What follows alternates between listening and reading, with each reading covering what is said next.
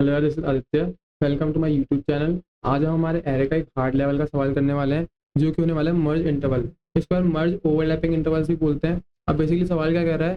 सवाल कह रहा है आपको एक एरे ऑफ इंटरवल गिवन है। आपको क्या करना है, जो इंटरवल का जो फर्स्ट फर्स्ट पे जो वेक्टर पड़ा होगा ना, बेसिकली पेयर है दो वैल्यूज का। तो ये क्या रिप्रेजेंट कर रहा है? स्टार्टिंग इंडेक्स और एंडिंग रेंज, स्टार्टिंग और एंडिंग रेंज रिप्रेजेंट कर रहा है। अब इस रेंज के अंदर आने वाले जितने भी ओवरलैपिंग इंटरवल्स है ना, उन सबको मर्ज कर दो। दैट मीन्स समझते हैं। तो ये हमारा फर्स्ट एग्जांपल है। अब इसका मतलब क्या है? जैसे वो 1 3 है, अगर नंबर लाइन पे इसको इमेजिन करो तो 1 कुछ यहाँ पे होगा और मान लो 3 यहाँ पे है, 3 यहाँ पे है, 1 यहाँ पे है।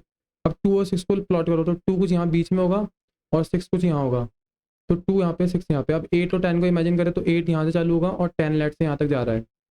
ठीक है। और अगर 15 18 को प्लॉट करो तो 15 यहाँ पे, 18 यहाँ पे। अब तुम क्लियरली देख सकते हो, और क्या देख सकते हो कि जो एक इंटरवल है ना, उसको एक इंटरवल ओवरलैप कर रहा है, एक इंटरवल का कुछ पार्ट ओवरलैप कर रहा है। ये पता क्या चल रहा है? ये पता ऐसे चल रहा है कि जब जो प्रीवियस वाला इंटरवल है, उसका जो एंडिंग रेंज है, एंडिंग रेंज वो या तो बड़ा है या फिर इक्वल है किसी और इंटरवल के स्टार्टिंग रेंज से। जैसे यहाँ पे 2 है ना, छोटा है 3 से।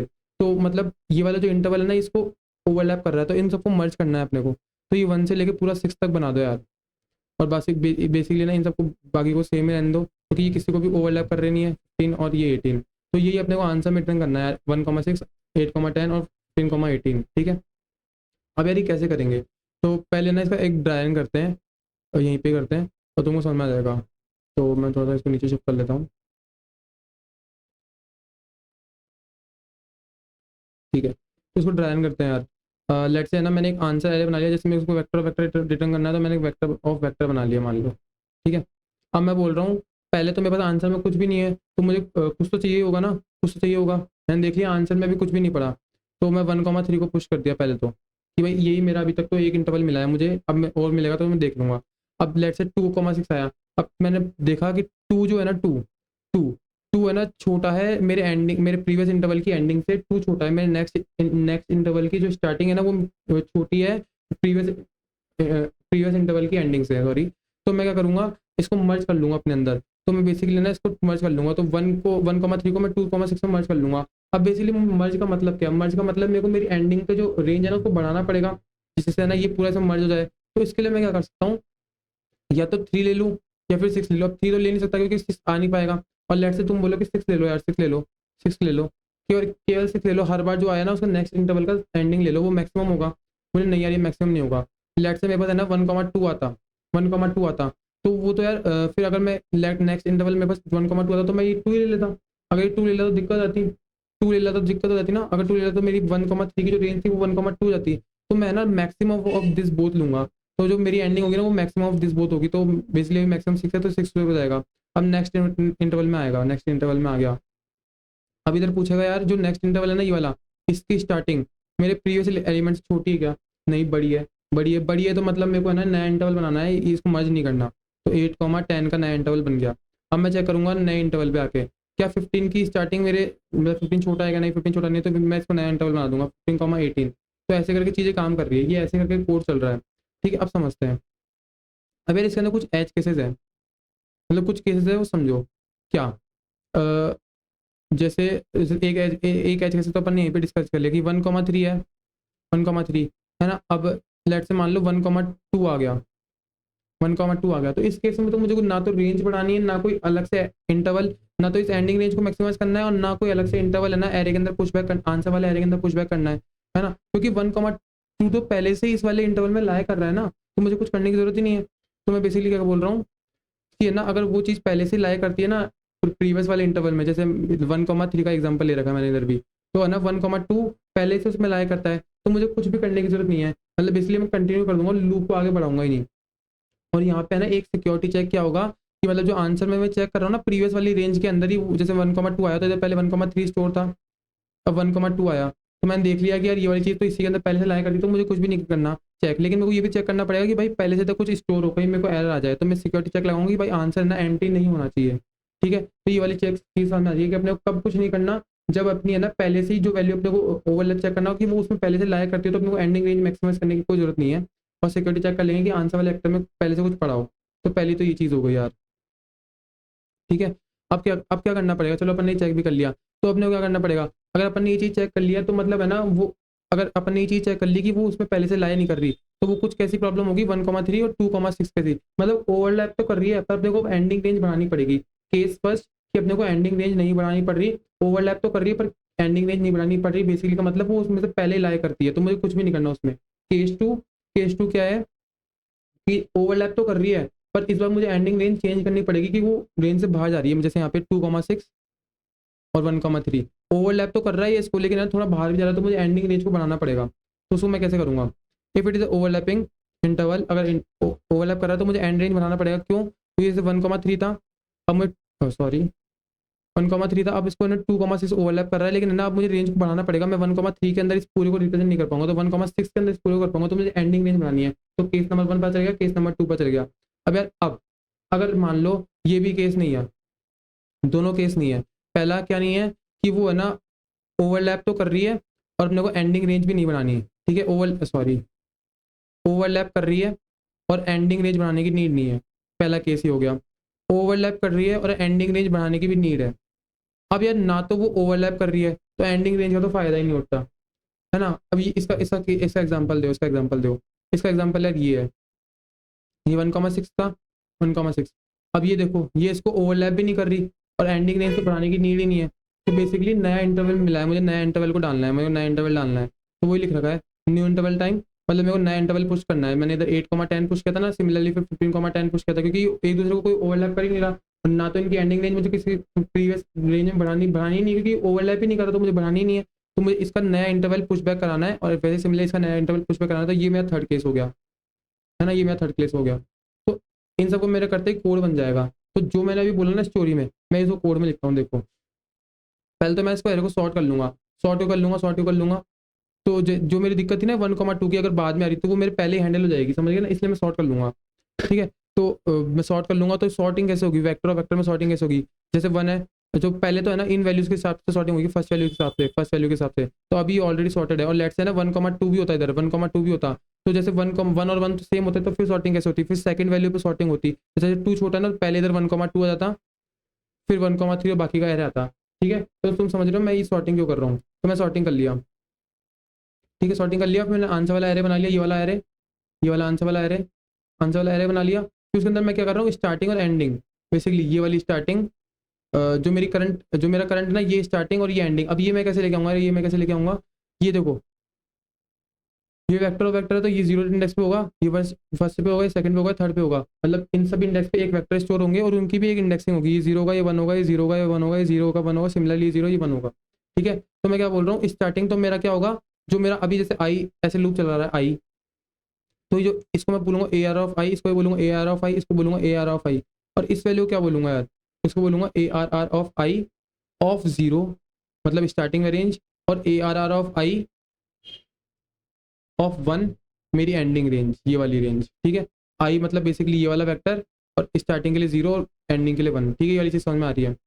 तो मैं इस तरीके से ना स्टार्टिंग और एंडिंग निकाल लिया करंट वैल्यू के लिए। अब मैंने पहले एज केस क्या बताया था कि भाई है ना, अपन देख लेंगे कोई जो प्रीवियस मतलब है ना, जो आंसर में पहले से मान लो कुछ पड़ा है, जैसे 1,6 पड़ा है, अब इसके अंदर 1,3 इंसर्ट होना चाहता है, तो ये तो पहले से इसमें ओवरलैप कर रहा है, ना तो मुझे एंडिंग रेंज बढ़ाने की जरूरत है, ना मुझे कोई अलग से वेक्टर आंसर वाले के अंदर पुश करने की जरूरत है। तो मैं वही चेक कर रहा हूँ, क्या मेरा आंसर वाला वेक्टर खाली नहीं है, खाली नहीं है, और क्या मेरा जो एंड है वो छोटा आ रहा है मेरे आंसर में पड़े हुए एंड के, मतलब जो मेरा करंट एंड है, मेरा करंट एंड का एग्जांपल लेना पड़ेगा, यहाँ पे एग्जांपल नहीं है, लेट्स से एग्जांपल लेता हूँ।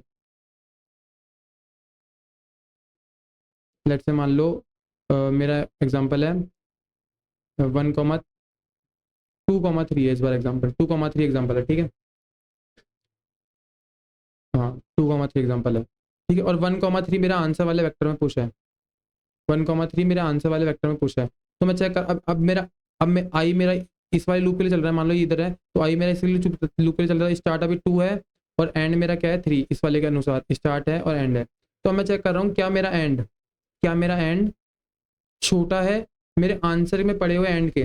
मेरा आंसर में एंड क्या पड़ा है, मेरे आंसर में क्या पड़ा है 3, छोटा है इक्वल भी चेक कर रहा हूँ मैं साथ में, इक्वल भी है ना, इसलिए मैंने ये वाला एग्जाम्पल लिया है।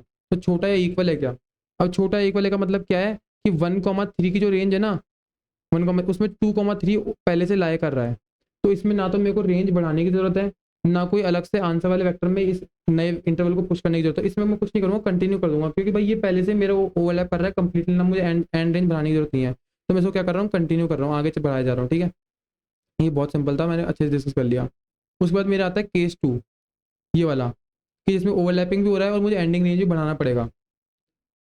तो देखते हैं, जब अपना आई यहाँ था, आई यहाँ था, आई यहाँ था, तो अपन इसके लिए चेक करेंगे, फिर इसके लिए करेंगे, ऐसे करेंगे ना अपन चेक, मतलब आई है तो अब इसके लिए चेक करेंगे। तो J+1 से मैंने लूप चला दिया, J+1 से मैंने लूप चला दिया। अब मैं क्या कर रहा हूँ, मैं बेसिकली इसको नीचे उतार लेता हूँ, बार बार जरूरत पड़ रही है।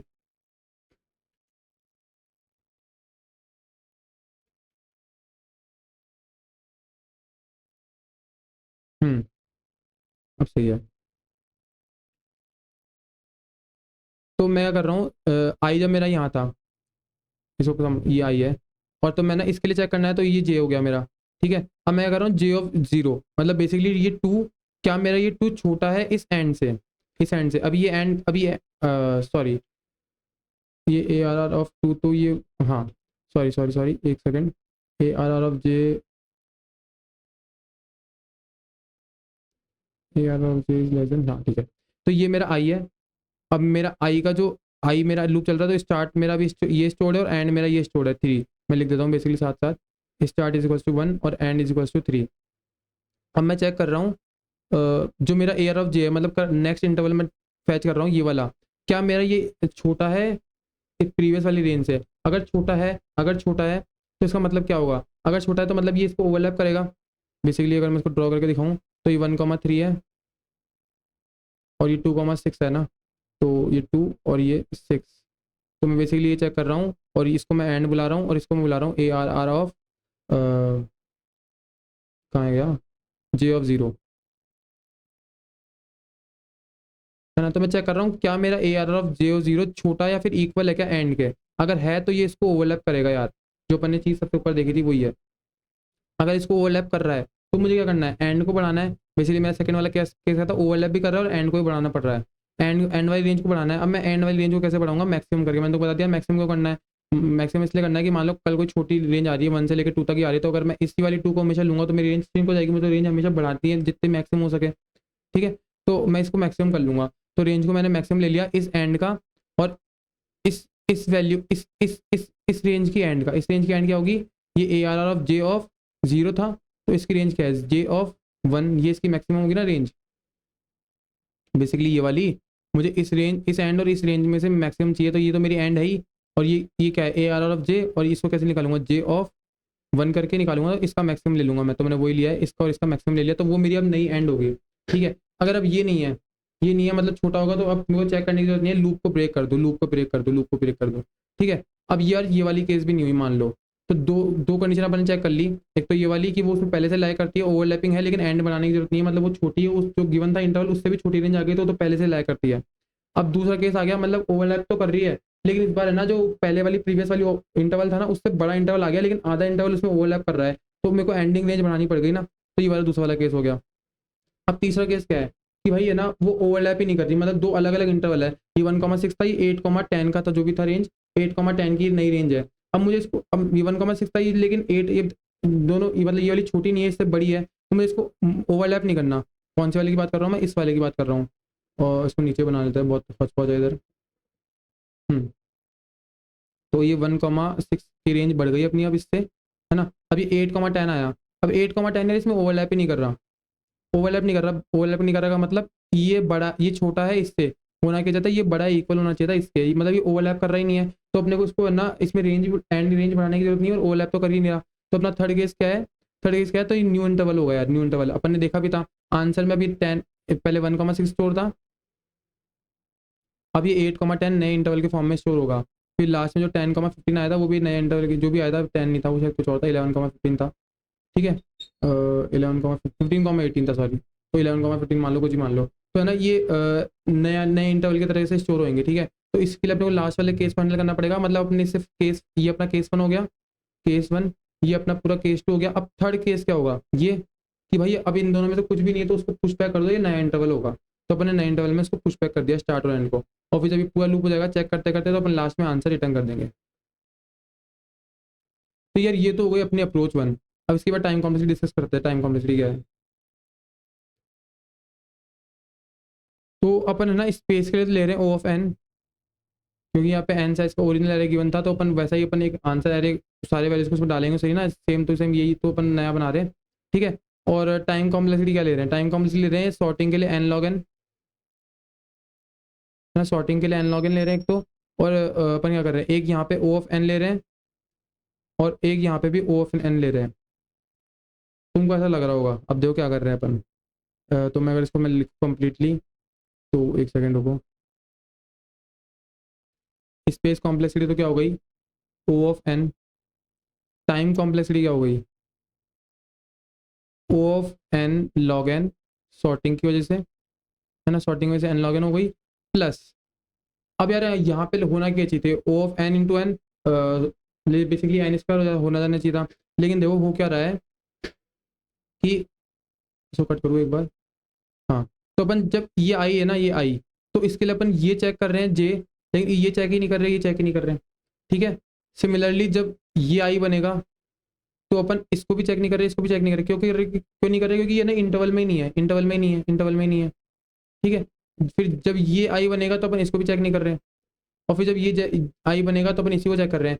इन द केस एन स्क्वायर कब होता, एन स्क्वायर कब होता, एन इंटू एन कब होता, जब एरे का हर एक एन एलिमेंट को है ना, हर एन एलिमेंट से चेक कर रहे होते हैं, मतलब इसको भी अपन है ना सबसे चेक कर रहे होते हैं, फिर इसको भी सबसे चेक कर रहे होते हैं, फिर इसको भी सबसे चेक कर रहे होते हैं, फिर इसको भी सबसे चेक कर रहे होते हैं। मतलब एन क्रॉस एन क्या होता है, होता जब अपन इस वाले इंटरवल के लिए सभी इंटरवल को इसको भी चेक करते हैं, फिर इसको भी करते हैं, फिर इसको भी करते हैं, फिर इसको भी करते हैं, है ना, तो एन स्क्वायर तब होता। लेकिन यहाँ पे अगर तुम देखो ना गौर से, तो हर एक इंटरवल दो बार ही चेक कर रहे हैं अपन, जैसे अपन आई इसके लिए आई के लिए इसको किया था और इसको भी किया था, इसको नहीं किया था, और जे के लिए बेसिकली हाँ बस इतना ही था। जब हम इसको कर रहे हैं और इसको कर रहे हैं तो ये दो बार हुआ, फिर ये मतलब बेसिकली ये एक बार हुआ, फिर ये एक बार हुआ, फिर ये एक बार हुआ, ये भी एक बार हुआ और ये भी एक बार हुआ, तो मतलब ओवरऑल देखा जाए तो हर एक एलिमेंट को दो बार चेक करेंगे, इसके लिए एक बार इसको तो करेंगे ही, हाँ मैंने लिख रखा है, तो ये क्रॉस किसका है फिर, ठीक है, तो इसके लिए एक बार इसको तो करेंगे ही, ठीक है। तो अपन है ना हर एक इंटरवल को दो बार ट्रेवर्स कर रहे हैं, तो मैं इसको लिख सकता हूँ 2n, तो मैं बेसिकली लिखूंगा ओ ऑफ 2n, तो इसको बेसिकली ओ ऑफ एन ही बोला जाएगा क्योंकि टू कांस्टेंट है। तो इसकी कॉम्प्लेक्सिटी हो गया total O of N log N plus O of N, और अगर वर्स्ट केस की बात करूँ तो मैं एन लॉग एन ज़्यादा बड़ा है इसलिए मैं एन को इग्नोर भी कर दूंगा, तो मैं एन लॉग एन बोलूंगा क्योंकि वर्स्ट केस कॉम्प्लेक्स की बात हो रही है। लेकिन अगर टोटल की बात करूँ तो O of N log N plus O of n, ये टोटल टाइम कॉम्प्लेक्सिटी है इसकी, और है ना स्पेस कॉम्प्लेक्सिटी होगी ओ ऑफ एन। अब यार यहाँ पे जब है ना तुम इसको बोलोगे ना ये ओ ऑफ 2n बोल रहा है, तो यार इंटरवल बोलेगा इसको और ऑप्टिमाइज करो, ऑप्टिमाइज करो, इसको ऑप्टिमाइज वर्जन देखते हैं यार। अब अपन ने जो भी सोचा अभी, अब इसका बिल्कुल रिवर्स में सोचो, बिल्कुल रिवर्स में जैसा सोचा ना उसका बिल्कुल रिवर्स थिंकिंग करो, रिवर्स थिंकिंग अप्रोच लो, reverse thinking approach, reverse thinking approach क्या बोलती है, रिवर्स थिंकिंग अप्रोच क्या बोलती है, इसको मैं पहले काट देता हूँ। हाँ, तो मैं पहले वो वाली इमेज वापस ले आता हूँ, ये वाली, ये क्वेश्चन काफ़ी अच्छा है और बहुत सारी कंपनी में पूछा जा चुका है और इंटरव्यू के लिए बहुत अच्छा क्वेश्चन है ये, तो तुम इसको है ना 3-4 बार ट्राई करोगे ना तब तुम्हें अच्छे से आएगा, ये एक बार में नहीं आएगा। अब रिवर्स थिंकिंग क्या है, अपन केस वन क्या ले रहे थे, केस वन क्या ले रहे थे कि भाई उसको वो ओवरलैप तो कर रही हो पर है ना एंड एंड बढ़ाने की जरूरत ना कर पड़ रही हो, लेकिन अपन यहाँ अब क्या देखेंगे रिवर्स थिंकिंग में, क्या देखेंगे, क्या आंसर एम्प्टी है भाई, क्या आंसर एम्प्टी है, अगर आंसर एम्प्टी है और नेक्स्ट का स्टार्टिंग बड़ा है मेरे प्रीवियस के एंडिंग से, मतलब नेक्स्ट का स्टार्टिंग बड़ा है मेरी प्रीवियस की एंडिंग से, ये मेरी प्रीवियस की एंडिंग है और ये नेक्स्ट का स्टार्टिंग है मेरे नेक्स्ट इंटरवल के लिए स्टार्टिंग है, तो मुझे क्या करना है, नया इंटरवल है ये मेरे को मर्ज नहीं करना, नया इंटरवल इसको नए इंटरवल की तरह पुश बैक करना है ना, नए इंटरवल की तरह पुश बैक करना है। और फर्स्ट क्या है आंसर एम्प्टी है, अगर ये मान लो आंसर ही पूरा एम्प्टी होता, मान लो जब ये 1,3 आया होगा तब तो ये आंसर एम्प्टी होगा, तो मुझे इसको भी इन केस इसके अंदर पुश बैक तो करना है। समझ में आ गया, ये दो केस मेरा फर्स्ट केस बनेगा इस बार, ठीक है, ये मेरे दो केस बनेंगे। फर्स्ट केस एक क्या कि जब मेरा आंसर एरे खाली हो, जब मैं इस फर्स्ट इंटरवल की बात करूंगा तो मेरा ये वाला आंसर एरे खाली होगा, आउटपुट एरे, तो इस वाले वेक्टर को तो मुझे पुश करना ही पड़ेगा। फर्स्ट केस तो ये हो गया, ठीक है। दूसरा केस की मैं बात कर रहा हूँ, अगर मेरे आंसर में कुछ पड़ा है, मान लो मेरे प्रीवियस की बात कर लो, आंसर बोल रहा हूँ मैं, इसको आंसर में कुछ पड़ा है तो उसका जो एंडिंग है अगर वो छोटा है किससे, मेरे नेक्स्ट इंटरवल के स्टार्टिंग से, इसका मतलब मैं इसमें मर्ज नहीं कर सकता, तो मुझे नया एरे पुशबैक करना होगा। तो इस केस में मुझे नया पुशबैक करना होगा, तो मैं दोनों काम को एक साथ कर लेता हूँ। अगर आंसर भी एम्प्टी है, अगर आंसर एम्प्टी है और नेक्स्ट का स्टार्टिंग प्रीवियस से बड़ा है, तो मुझे नया एरे पुशबैक, नया इंटरवल पुशबैक करना है। बेसिकली 8,10 पुशबैक करना है, और जब खाली होगा तो 1,3 पुशबैक करना है। तो ये वाली बात समझ में आती है, अच्छे से बता दिया। एल्स, एल्स क्या, एल्स क्या मतलब ये ओवरलैपिंग है। अपन ने दो चीज़ें एक साथ ही हैंडल कर ली, जो अपन है ना इधर अलग अलग हैंडल कर रहे थे ना, केस 1 में हैंडल कर रहे थे और केस 3 में हैंडल कर रहे थे, तो वो अपन ने ना एक साथ ही हैंडल कर ली। अब यहाँ पे केवल केवल केस 2 हैंडल करना है। केस 2 क्या है, ओवरलैपिंग वाला, मतलब ओवरलैप कर रहा है और एंड को मैक्सिमाइज करना है, केवल ये वाला केस बच रहा है। तो इसको कैसे करेंगे, ये देखो कि ओवरलैपिंग बच रहा है तो उसको एंड को मैक्सिमाइज करना पड़ेगा। तो बेसिकली ये तो अपन एक लाइन से करेंगे ना, जो अपन ये वाली चीज़ कर रहे थे, ये तो वही चीज़, ये तो चीज़ सेम ही रहेगी। ठीक है, तो इसको कोड दिखाता हूँ आपको एक बार। ये इसका कोड होगा, कोड समझने की कोशिश करो। मैंने वही सॉर्ट किया, एक आंसर बना लिया।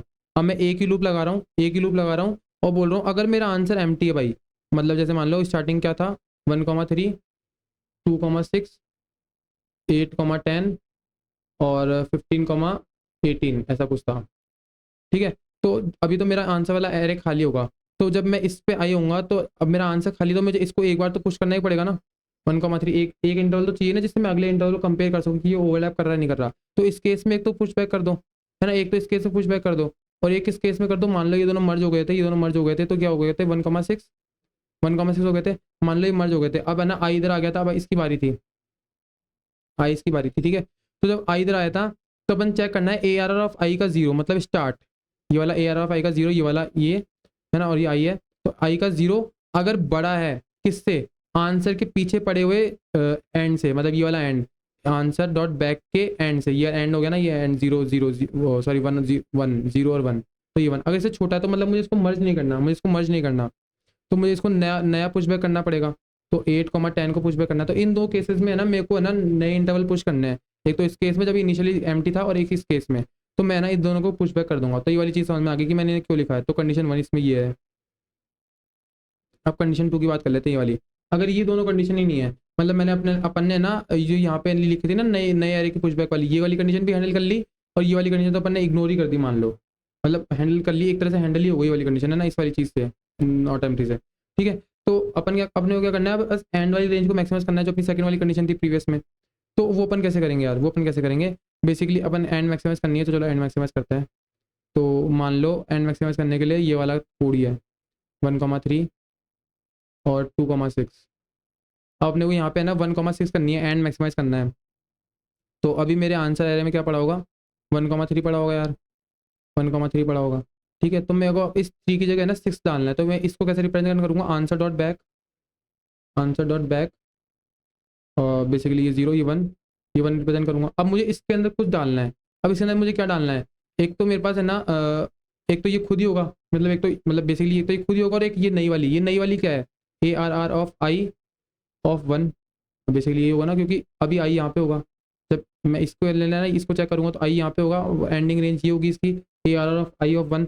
अब मुझे इसको अब मुझे ना इसमें से और इसमें से मैक्सिमम चाहिए। तो ये तो क्या है जो यहाँ पड़ी है, और ये क्या है जो मेरी नई एंडिंग रेंज है, उसमें से मैं मैक्सिमम निकाल लूँगा। तो बेसिकली इसी में से और इसी में निकाल लूँगा maximum, A R dot back dot 1, ये वाली चीज़, और A R R of I of 1, तो ये वाली चीज़। इसमें जो मेरी मैक्सिमम रेंज होगी मैं मैक्सिमम ले लूँगा। और मैं मैक्सिमम क्यों ले रहा हूँ यार, इसका तो मैंने बहुत बार आंसर दे दिया आपको, पीछे से दे रहा हूँ।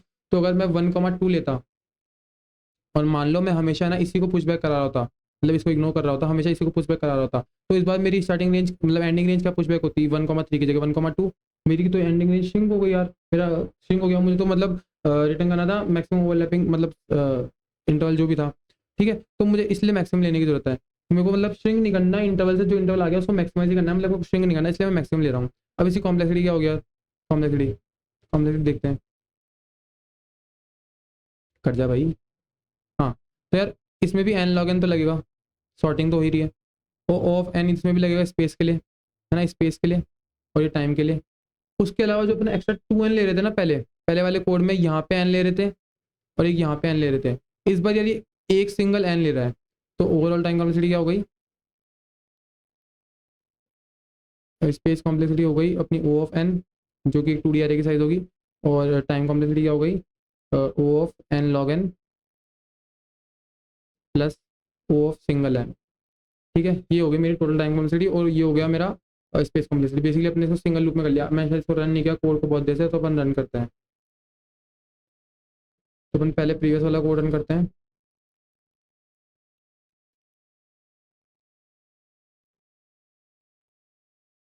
सबमिट करते हैं। पहले सबमिट हो गया, अब अपन नेक्स्ट वाला कोड रन करते हैं। तो मैंने काफ़ी डिटेल में आपको समझा दिया कि कैसे चीज़ें काम कर रही है। फिर ये वाला भी सबमिट हो गया। तो अपन ने ये वाला कोड क्वेश्चन कंप्लीट कर लिया। तो thanks for watching this video, bye.